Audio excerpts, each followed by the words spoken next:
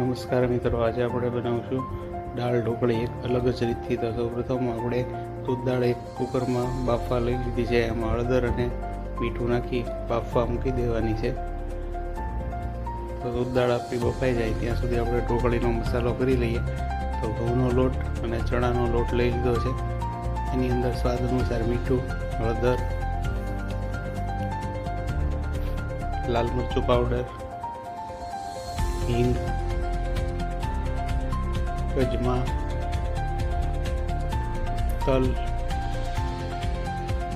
અને 2 પાવડા તેલ ઉમેરી લોટ બાંધી લઈશું. તો લોટ આપણો બંધાઈને તૈયાર છે. હવે આપણે દાળ થઈ ગઈ છે તો દાળ જોઈ લઈએ. તો દાળ એકદમ સરસ થઈ ગઈ છે. એમાં પાણી નાખી અને આપણે મિક્સ કરી નાખીએ. હવે આપણે ઢોકળી બનાવી લઈએ. ગોળ વણી અને ઢોકળીને કાપી લઈશું. હવે આપણે દાળનો સીધો જ વઘાર કરીશું. તો 2 પાવડા તેલ લઈ તમાલપત્ર, સૂકા મરચાં, લવિંગ, બાદિયા નાખી દીધા છે. હવે એની અંદર આપણે રાઈ અને આખું જીરું ઉમેરીએ, આદુ, મરચાં અને શિંગદાણા ઉમેરીએ. હવે આપણે દાળ ઉમેરી દઈએ. જો જરૂર લાગે તો થોડુંક પાણી પણ ઉમેરવાનું.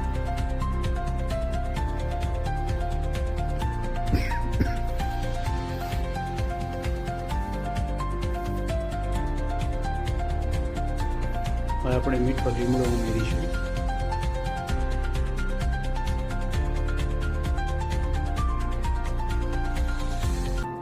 લીલવા દ્રાક્ષ ઉમેરીએ. લીલવા દ્રાક્ષ ઉમેરવાથી બહુ સરસ ટેસ્ટ આવશે.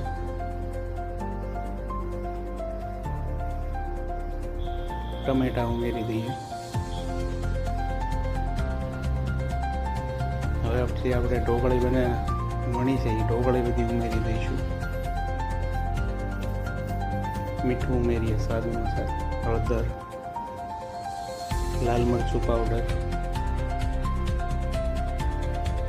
ધાણા જીરું,